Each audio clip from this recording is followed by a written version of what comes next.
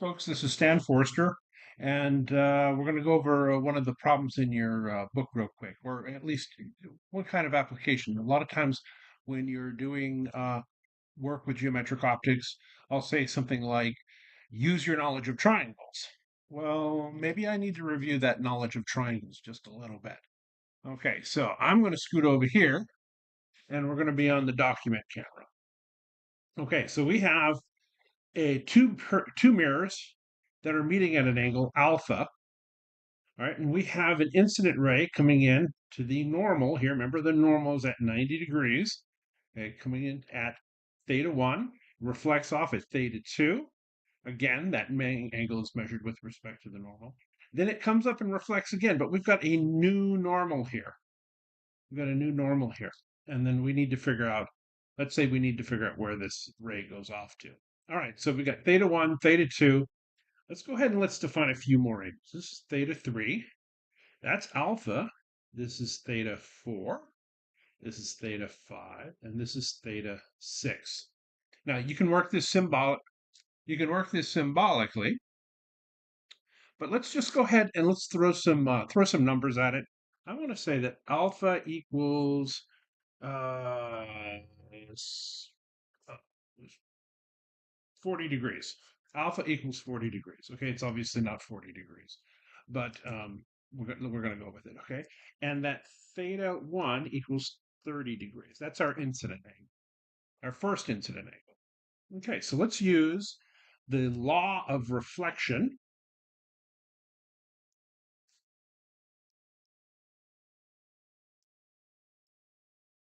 Theta 1 equals, I'll call it theta I equals theta j, where I and j are what are reflecting their indices. It could be theta 1, theta 2, theta 6, theta 5, whichever.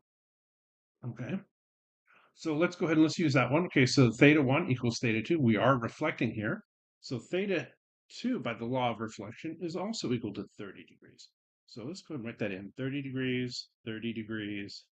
Question is, what is theta 3?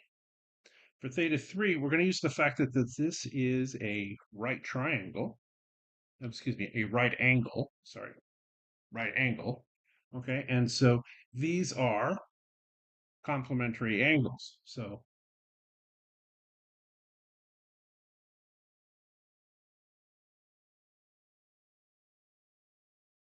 complementary angles, basically we're bisecting a 90-degree angle. So we have, in this case, theta 2 plus theta 3 equals 90 degrees. This is a 90-degree angle. So theta 2 plus theta 3 is 90 degrees.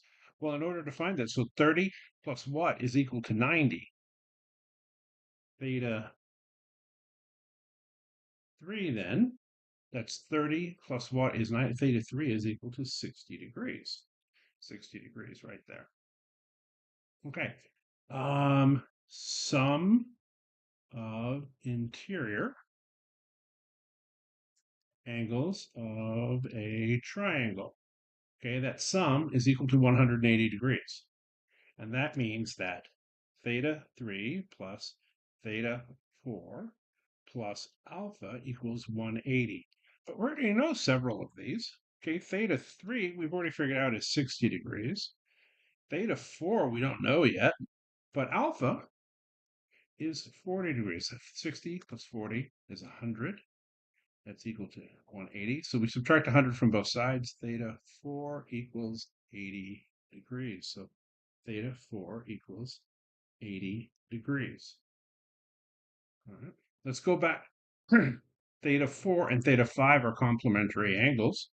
So theta 5 plus theta 4 equals 90. But we already know that theta 4 is 80, 90. So what do we add to 80 to get 90? Well, theta 5 must be 10 degrees. 10 degrees. So theta 5 equals 10 degrees. And then to get theta 6 is the ray at theta 6 um, is going to be a reflected ray. So we know that our law of reflection incoming angle equals the outgoing angle. That should be like J, I, and J.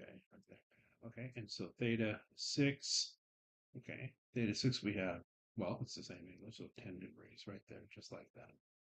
All right.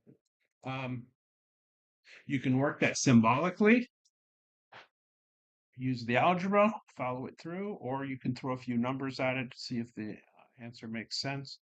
And then now work this for any particular problem you want to work it for. Okay, so I'm going to call it and see if I can get this posted.